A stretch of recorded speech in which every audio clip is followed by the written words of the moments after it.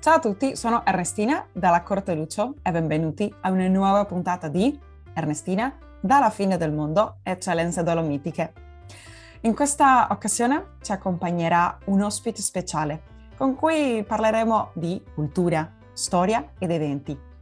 Abbiamo con noi Daniela Perco, ricercatrice, insegnante e scrittrice che è diventata un punto di riferimento della cultura del territorio veneto e un'esperta dei musei e ricerche storiche. Ciao Daniela, è un piacere rivederti, anche se virtualmente. Grazie per essere oggi qui con noi. Benvenuta al nostro programma. Come va Daniela? Va molto bene, ti ringrazio per avermi invitato, mi fa piacere rivederti dopo così tanto tempo e so che sei molto attiva nella diffusione della cultura italiana e questo mi fa piacere perché credo che la gente sia contenta di ascoltare delle cose che riguardano una patria spesso molto lontana e quindi fai un ottimo lavoro di valorizzazione delle proprie radici e della propria cultura. Daniela, mi hai colpito perché sentirlo di una persona come te che ha studiato tanto e lavorato tanto per la diffusione della cultura, veramente pelle d'oca, guarda, ti ringrazio di cuore per le tue bellissime parole. È un po' quello che cerchiamo di fare col mio team anche in questo programma, di poter far arrivare ai nostri ascoltatori, che sono questi bellunesi e veneti nel mondo, quei pezzi della cultura, della storia, anche le storie di immigrazione che so che anche tu racconti e poi ci parlerai un po', ma così i nostri ascoltatori ti conoscono e prima di iniziare a raccontare tante belle cose che ci racconterai, puoi presentarti un po' perché hai fatto un sacco di cose, hai una carriera maturata, un'esperienza anche nel meraviglioso mondo della cultura, dei musei, quindi raccontaci qualcosa su di te. Io sono un'antropologa e ho studiato a Roma, appunto un bel po' di anni fa, e mi sono specializzata inizialmente sullo studio delle fiabe, che è uno dei filoni di ricerca che ho seguito poi per molti anni. Poi a partire dal 1900, appena dopo la laurea, quindi mi sono laureata nel 77, ho cominciato a occuparmi di emigrazione in Brasile meridionale. Nel 77 proprio sono stata nel Rio Grande do Sul e a cercare di ricostruire un po' che cosa la gente ricordava, quindi a registrare dei ricordi, delle fiabe, delle leggende, così. E poi ho continuato questo lavoro di ricerca nel corso degli anni e mi sono messa in testa di fare un museo etnografico che raccogliesse un po' le memorie del nostro territorio e anche quelle un po' dell'emigrazione. E quindi ci sono voluti 30 anni di ricerche, di studio, di raccolta di materiali e alla fine nel 1997 abbiamo inaugurato la prima parte del Museo etnografico della provincia di Belluno e poi nel 2005 la seconda parte con tutte le sezioni espositive. Poi ho fatto tante altre cose, nel senso che ho studiato in varie zone, sempre alcuni filoni, per esempio quello dell'alimentazione nel 2003, come museo abbiamo portato avanti una grossa ricerca sull'alimentazione sia nella provincia di Belluno che in altre zone del Veneto. Abbiamo fatto anche dei filmati che si possono vedere nel sito del museo e poi tanti sono stati i campi in cui appunto come museo siamo intervenuti legati all'immigrazione. Forse uno dei temi che più mi ha coinvolto anche emotivamente è quello delle baglie da latte. E questo è insomma, se vogliamo, è un tema di cui mi sto ancora occupando perché ogni tanto trovo qualcuno che me lo ricorda e mi dice guarda che mia nonna era baglia da latte, mia bisnonna era baglia da latte e questo è un tema veramente molto toccante, ecco, che mi interessa in maniera particolare. Anche in un punto le Valli del Latte erano migranti, andavano da un posto all'altro per lavorare. E parlavi tu di migrazione e, diciamo, sai che noi in questo programma, nella rubrica Storie di immigrazione, raccontiamo le vicende dei nostri migranti bellunesi nel mondo e, se non sbaglio, sei stata in Egitto, in tante parti dell'Italia, dimmi se manca qualche posto. Allora, sei stata anche tu un migrante. Ti vedi così o non tanto? Beh sì, io sono vissuta a Roma intanto 8 anni, quindi me ne sono andata per studiare da quella che era la mia città, da Feltre, e sono stata lì. E poi sono stata in Egitto per periodi anche abbastanza lunghi e lì ho studiato le fiabe egiziane, quindi ho messo a frutto questa mia permanenza legata al fatto che mio marito insegnava arabo, con la possibilità di raccogliere qualcosa di interessante, e quindi avendo imparato a parlare anche l'arabo, ho potuto fare anche questo lavoro. E quindi anch'io sono un po' una immigrante, nel senso che poi insomma credo che la mobilità delle persone sia una delle cose più belle che possono esserci, nel senso che non bisogna mai guardare l'immigrazione come qualcosa solo di doloroso, come un distacco e così, perché è sempre un'esperienza e le esperienze arricchiscono, e quando uno torna porta con sé dei bagagli culturali e esperienziali proprio in generale, che arricchiscono sempre. Sì, anche è vero quello che hai detto di non solo collegarlo a un sentimento triste di distaccamento, ma No. anche noi, almeno ci preferiamo dire migrante, no? Perché nel mondo, almeno ad oggi, è un andiamo, torniamo. Forse non è come la migrazione che più, diciamo, ricordiamo dei nostri, per esempio, miei nonni, miei bisnonni, che andavano, per esempio, andavano dall'Italia all'Argentina, poi non tornavano mai più. Ora Certo. è diverso, e anche nel tuo caso, guarda, tu sei stata da Feltre a Roma, in Egitto un tempo, sei tornata, quindi hai fatto questo un po' un giro e continuavi col tuo lavoro, con la tua vita, quindi interessante quello che dici di non già più, e che sia una cosa triste, che sia una cosa, oh, non torno più.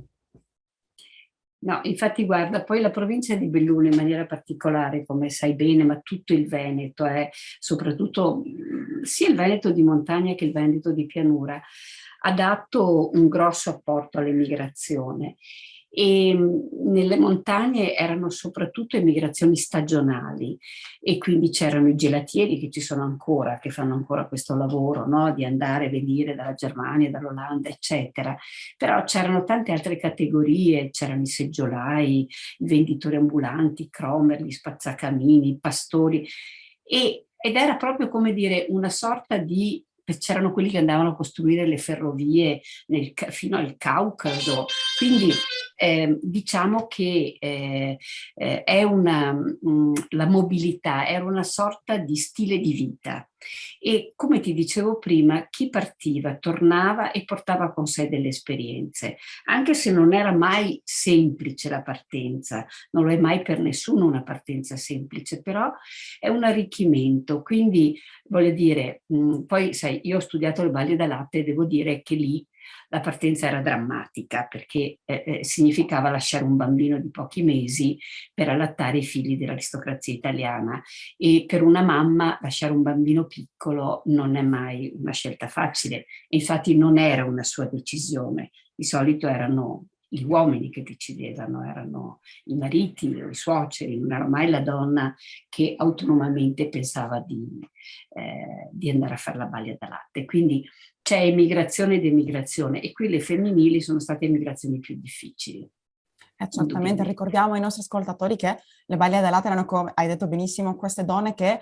stavano per allattare il suo bambino, diciamo bambina, e dovevano farlo per un altro, no? E anche lì sì, c'è la tristezza, come detto, quello staccamento in un periodo così importante della vita sia della mamma che del bambino, quindi veramente Sì, però devo sacrificato. anche dire che, ad esempio, le balie da latte, che è stato un fenomeno difficile, è durato fino agli anni 50 più o meno, dai primi anni dell'Ottocento, venivano pagate molto bene, Mm. e quando tornavano avevano imparato a parlare l'italiano, venivano sempre premiate con dei regali, quindi continuavano a mandare, e hanno fatto studiare i loro figli, hanno permesso ai mariti di comprarsi la casa, di comprare la terra.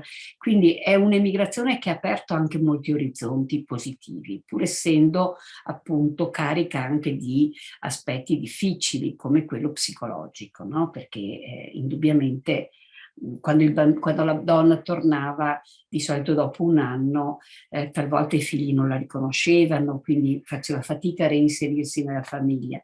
Però insomma sono argomenti che tu conosci bene, perché credo che insomma tutte le migrazioni abbiano i loro aspetti positivi e negativi, no? Ma è Come... interessante che lo ricordi, perché almeno c'è un lato positivo in qualche senso a quel dolore, che era il fatto Sì, che sì, potevano avere una nuova vita, loro stavano dando ai figli, alla famiglia una vita. È sì, interessante quello di potevano studiare, perché già quello sì. permetteva che la prossima generazione sinceramente abbia tutta un'altra qualità di vita. E parlando un po' di imparare, no? Anch'io sono un insegnante e perciò mi piacerebbe tantissimo conoscere un po' della tua esperienza, come sei stata insegnante, penso che lo fai ancora, nelle università più prestigiose del Veneto, quella di Padova, Venezia, poi Verona, anche se non sbaglio a Milano e nella Fondazione Benetton Studi e Ricerche di Treviso. È così? Ma io guarda, ho fatto dei periodi brevi, perché in realtà poi mi sono dedicata veramente molto al museo, e quindi a fare questa cosa che non è stata una cosa semplice, perché non basta farlo, bisogna poi anche gestirlo. Però l'esperienza io ho insegnato anche alle scuole medie, perché ho fatto un periodo come insegnante nella scuola. Sono tutte esperienze molto positive, diverse una dall'altra, e ho sempre cercato di portare quella che era un po' la mia esperienza, e quindi non solo teoria ma anche molta pratica, no? Che deriva anche dalla mia pratica di ricerca, quindi ricerca soprattutto sul terreno, come si dice, no? Io ho sempre amato andare in giro ad ascoltare le voci degli altri, e quindi a raccogliere. Mi ricordo che quando ero giovane, che andavo a cercare fiabe e giravo col motorino, mia mamma mi diceva sempre: ma cosa fai? Ma non hai altro da fare. Poi a distanza di tanti anni mi ha detto: per fortuna che le hai raccolte quella volta, perché adesso non le troveresti più. Quindi diciamo che però poi nell'insegnamento ho sempre cercato di trasmettere un po' questa conoscenza nei vari settori in cui mi veniva richiesto, no? Perché mi sono dedicata per esempio anche molto a problemi legati alla catalogazione dei beni immateriali. No? E ho partecipato a numerosi convegni su questi temi dei beni immateriali, che, come sai, sono stati riconosciuti come patrimonio dell'umanità. E Certamente quindi, parleremo ora un po' di quello, ma beh, oltre a questa esperienza tua di insegnante, ti dedichi all'antropologia, etnologia, museologia, come ci hai raccontato, perché hai fatto uno straordinario lavoro che ci racconterai presto. Come nasce questa tua passione un po' per la storia e la valorizzazione dei beni culturali, almeno italiani, veneti? ma guarda, nasce proprio dal percorso di studi che ho fatto a Roma. Ho avuto la fortuna, quando ho studiato, di trovare dei docenti veramente di grandissima qualità e di altissimo livello. E inizialmente avrei voluto fare geografia, e poi invece quando uno si trova lì capisce anche quali sono veramente le sue aspirazioni. E poi ho sempre continuato in questo settore, quindi la tutela dei beni culturali e la loro valorizzazione sono stati un po' il principio guida in questi anni di lavoro, e continuano ad esserlo, perché non si finisce mai né di imparare né di fare, no? Di valorizzare. Quindi io continuo ad andare in giro, a fare interviste. Per esempio, l'ultimo lavoro che ho fatto con il museo, tra l'altro, è su Vaia, su quello che è successo, questa tempesta terribile che ha distrutto milioni di piante, ma ha anche distrutto case, ha veramente cambiato il paesaggio in alcuni luoghi, e quindi io e altre persone siamo andate a raccogliere le testimonianze di chi ha vissuto questi eventi molto brutti, insomma terribili.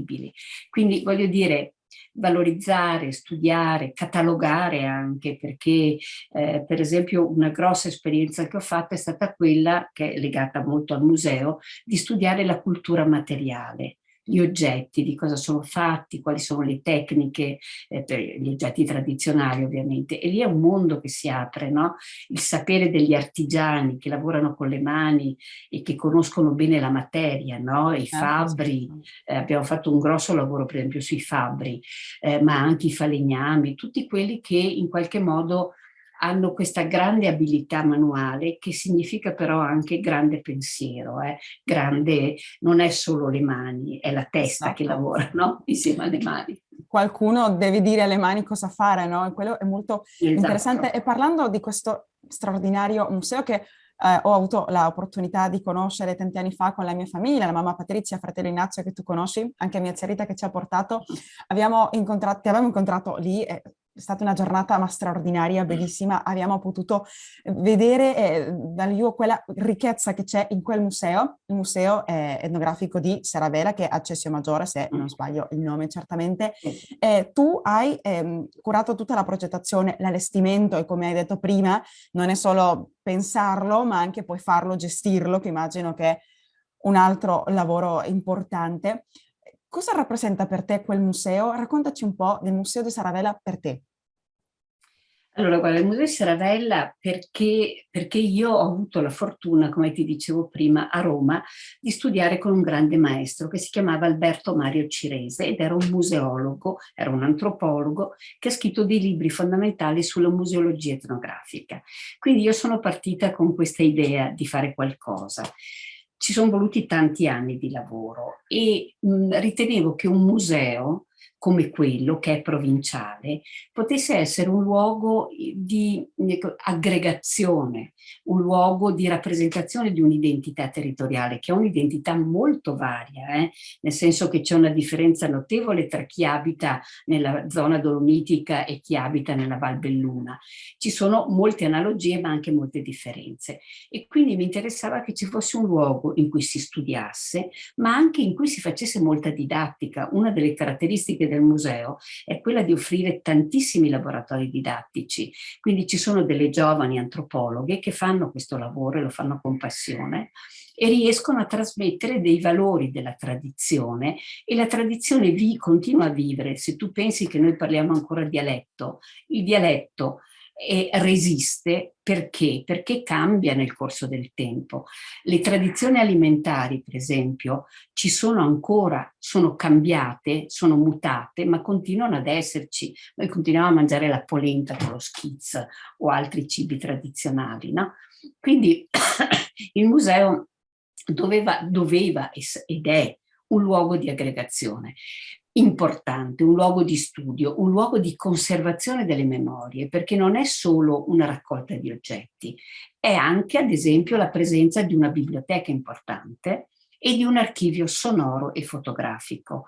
Vuol dire che tutte le voci delle persone che abbiamo intervistato nel corso degli anni, e sono tante, sono racchiuse in questo museo e sono a disposizione per le prossime generazioni.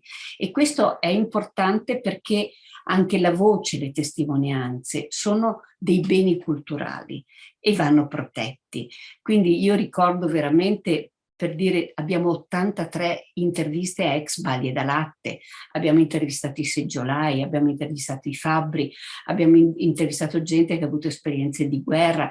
Insomma, è un luogo in cui si possono ascoltare delle cose importanti per le future generazioni. Quindi è un luogo in cui si riflette sul presente, conoscendo la propria storia e la propria identità. Ecco, io mi ricordo quella parte del museo che non so se puoi brevemente raccontare ai nostri ascoltatori come il museo ha due piani. Nella prima parte io mi ricordo, oggetti sono dappertutto, ma anche quella parte sonora era al primo o al secondo? La parte sonora è dappertutto ed è una delle caratteristiche di questo museo.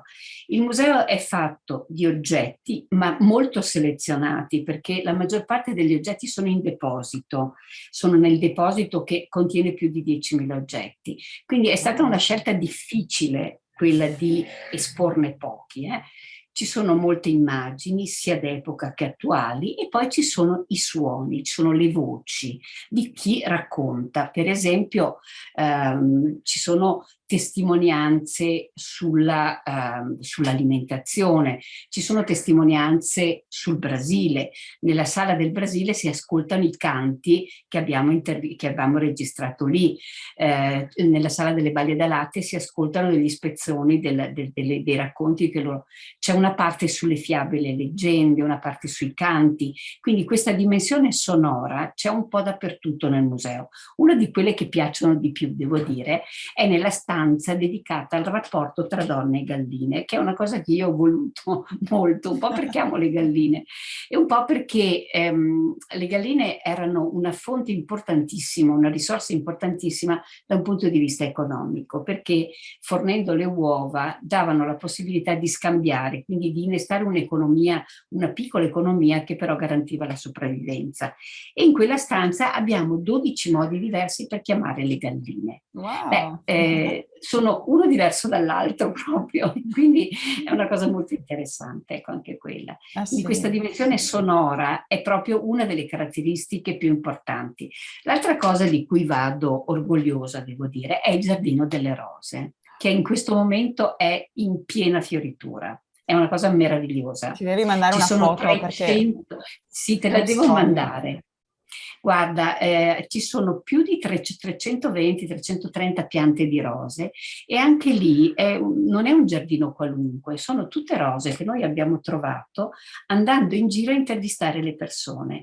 Quindi nel giardino della Balia da Latte, per dire, abbiamo trovato la rosa che lei aveva portato dalla famiglia in cui era emigrata, a Varese, a Milano, dove era e così, e abbiamo fatto le talee e l'abbiamo portata al museo. Non c'è neanche una pianta comprata, sono tutte Wow. riprodotte per talea e sono state raccolte nelle case dei contadini, nei cimiteri, nelle canoniche e sono proprio legate a delle storie. Per esempio ci sono delle rose che due signori anziani hanno trovato sul greto del fiume Piave all'indomani del Vajont e le hanno raccolte, le hanno piantate nel loro giardino. Noi passando abbiamo visto queste due bellissime rose, devo dire, e abbiamo chiesto, loro ci hanno concesso di fare delle talee e questa storia che è legata comunque a un disastro che è avvenuto in provincia di Belluno, ma anche in qualche modo con le rose lo ricordano, ecco, e ricordano anche questo atto pietoso che queste persone hanno fatto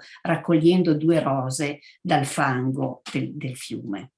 Ecco. Quindi anche di questo giardino sono veramente molto orgogliosa. In questi giorni, guarda, veramente pieno di gente che va perché sono rose profumate nella maggior parte dei casi. Quindi c'è un dentro e un fuori del giardino, perché in un posto molto bello il museo, è in cima a una collina, circondato da una vegetazione molto bella. Ecco. Quindi è un luogo di pace, oltre che di studio, di conservazione, di valorizzazione. Guarda, è un luogo di pace, di storia, di cultura, di emozioni, perché sinceramente entrare, lo dico io, in prima persona, è un'esperienza a 360, tipo ti giri dappertutto e c'è qualcosa da vedere, da fare, da sentire, da capire e poi anche la passione delle persone che lavorano lì che si sente perché ti raccontano, come abbiamo avuto l'onore e il piacere di, quando ci ha raccontato tutta quella storia e come si è fatto anche il museo e il perché. E poi il giardino che veramente avete un pezzo praticamente di tante parti del mondo, anche se dell'Italia, no? Ma diciamo, non è solo il posto, è un po' portare la storia di quei migranti che sono, beh, Sì. hanno fatto questa andata e ritorno che veramente è meraviglioso, è che è simbolico veramente una rosa che dopo l'inverno, dopo quella tessa, può essere addormentata, fiorisce e poi rinasce anche quella volta, anche un messaggio di speranza. E parlando anche di quei oggetti e questo museo che è molto grande e ben allestito, io, beh, come vedete, lo ricordo con tanto affetto, no? Perché anche dentro c'è un po' la storia del territorio, della cultura. E quanto è importante veramente poter tutelare e conservare questi pezzi della storia? Perché dobbiamo conservarli? Sembra un po' semplice la domanda, ma davvero a volte la gente non capisce che non sono solo oggetti. No, non sono solo oggetti. Allora, la scelta che ho fatto io, perché l'allestimento l'ho ideato io, no? Allora, uno potrebbe dire, metto tutti gli oggetti che ho, li espongo e faccio un museo. Io ho voluto raccontare delle storie. Ho voluto fare in modo che quando la gente entrava in questo museo avesse proprio un'idea di quello che stava vedendo, ma delle esperienze umane, cioè dei rapporti umani. Quindi non mi interessava tanto, che ne so, raccontare il ciclo di lavorazione del latte, ma il rapporto che c'era tra gli uomini e i bovini, per esempio, e le mucche, le pecore e così via. Per cui delle storie degli uomini in rapporto al territorio e in rapporto all'emigrazione. E ti ripeto, c'è dentro e fuori continuamente questa cosa dell'emigrazione, perché al di là di quello che noi abbiamo esposto, nel nostro archivio sonoro ci sono tantissime storie di immigrazione, perché quando uno va a intervistare una persona, quasi sempre chiede qualcosa della sua vita e nella maggior parte dei casi i bellunesi e i veneti che abbiamo intervistato raccontano storie di immigrazione. Quindi è un museo che racchiude tante storie e questo mi fa molto piacere.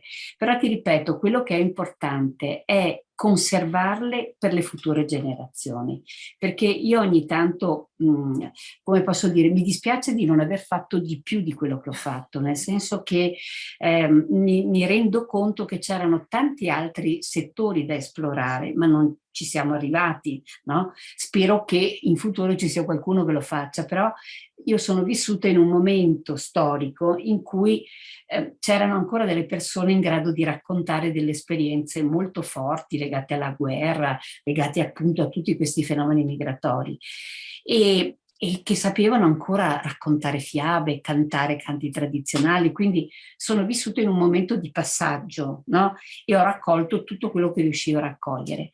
Devo dire che però ogni tanto mi chiamano e mi dicono guarda che mia mamma si ricorda ancora e allora io corro, no? Perché così come quando mi dicono guarda che al museo non avete la rosa che ho io a casa che era ancora di mia bisnonna e quindi c'è ancora questo legame col territorio Sì. e credo che una delle caratteristiche più interessanti del museo è proprio quella di avere un fortissimo legame con il territorio, non solo con il territorio bellunese, perché devo dire che anche l'altro giorno che ero lì ho fatto una visita guidata a un gruppo di giornalisti, molti si riconoscono nelle storie che noi raccontiamo perché sono storie appunto di un'umanità condivisa, come dire, no? Ci sono storie che sono comuni a tanta gente, Ecco, quindi è importante che ci sia.